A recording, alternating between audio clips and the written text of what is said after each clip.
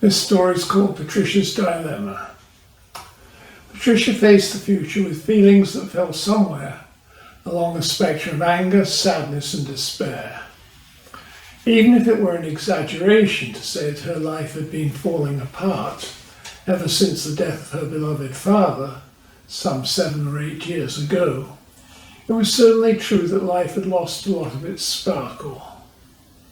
Perhaps because of her grieving, perhaps because she had tended to withdraw into herself, she now looked around and found her circle of friends and acquaintances was sadly diminished compared with when her father had been alive. Adding to her sense of depression, the house where she had lived all her life showed increasing evidence of neglect, and she could not see where to obtain the financial resources with which to pay for repairs. The circumstances of her occupancy of the family home were complicated. Patricia's family had always lived in the old house rent-free.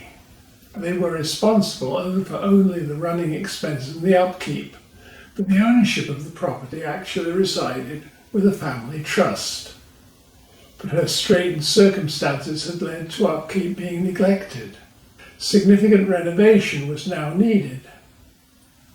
Grandfather, who chaired the family foundation, had made clear the foundation would not consider advancing Patricia the money for repairs. It pointed out that not only were the terms of the family's occupancy clear, what's more, the same conditions applied to properties inhabited by other branches of the far-flung family, and there was no justification for making an exception in Patricia's case. And furthermore, Patricia was also bound by another peculiarity of the family trust, namely that all family members living in a foundation-sponsored home were required to maintain a certain level of staffing at their own expense.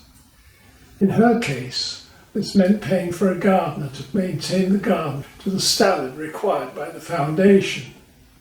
Patricia found herself in this position. She might have been able just to meet the other expenses if she engaged a part-time rather than a full-time groundskeeper. But grandfather had decreed that this was not permitted under the terms of the trust. Should Patricia find herself obliged to vacate the premises, she would therefore be on her own. Grandfather had suggested a possible option to her. Maybe she would go and live at the home of a distant cousin named Paul. Paul was apparently looking for someone to share his accommodation, as he was also finding it increasingly difficult to make ends meet financially. Grandfather had indicated that he might approve of this possible arrangement. It even suggested he might assist Patricia with his shared expenses on Paul's property by using part of the proceeds of the sale of Patricia's own home, although the details of a possible agreement had not yet been set out. Besides, Patricia was very leery about the desirability of this arrangement. Not only were the details unclear, but the plan itself had some rather unusual aspects regarding the future. Patricia was to live at Paul's house, with a suggestion that if the two proved compatible, they might contemplate marriage at a later date. However, in the interim, there was no suggestion that their relationship would be anything more than a literal cohabitation. Far from sharing a bed, the proposed cohabitation involved little more than agreeing to take their meals together. Even in this limited respect, Patricia and Paul would hardly be sharing. They would keep their financial affairs separate, with Patricia paying Paul for shared expenses such as utilities. In point of fact, Patricia and Paul did not know each other at all well. Patricia visited Paul's home on a number of occasions, but had never so far stayed overnight. As far as the possibility of marriage down the road, they had no time determined or even considered whether they had mutual dreams in common about the future or what compromises might be necessary to make themselves mutually compatible. Indeed, Patricia felt she hardly knew Paul well enough to have any opinion on the matter. Adding to Patricia's sense of becoming emotionally unmoored, Grandfather and some of his friends had seemed to be pushing hard with the proposed arrangement. However, none of them had shown any interest in asking her what her own desires about this significant life change.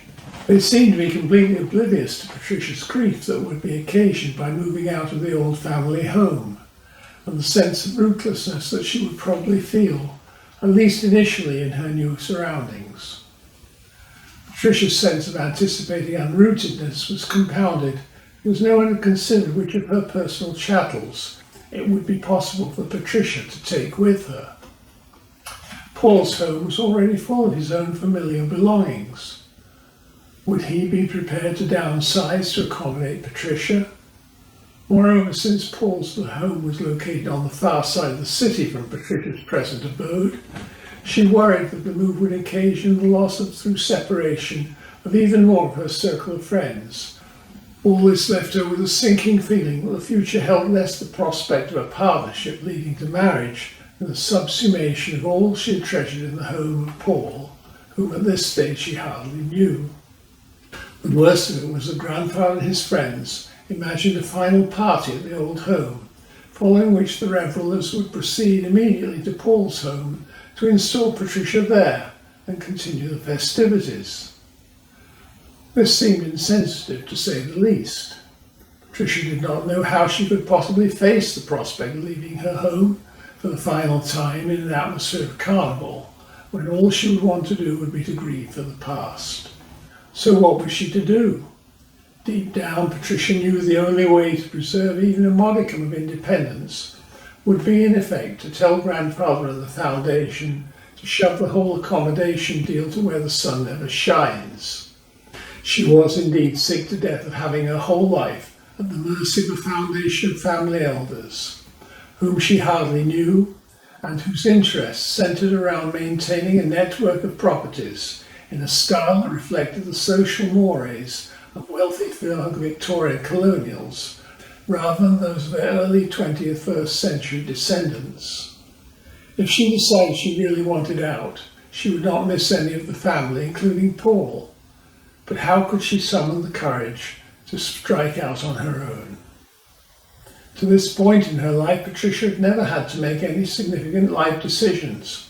Her life had been organised by the family foundation and by her parents. The former clearly did not have Patricia's interests at heart, and the latter were now dead.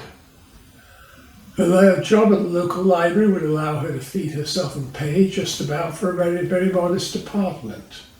But what a social come-down it would be to leave the graciously appointed family home with its beautifully manicured garden, kept up, of course, by the gardener, the maintenance of whose salary was responsible, in part, for her present impecunious situation. As she climbed the stairs to her bedroom, Patricia contemplated the prospect of another night of wakefulness, with dread as she wrestled with this dilemma.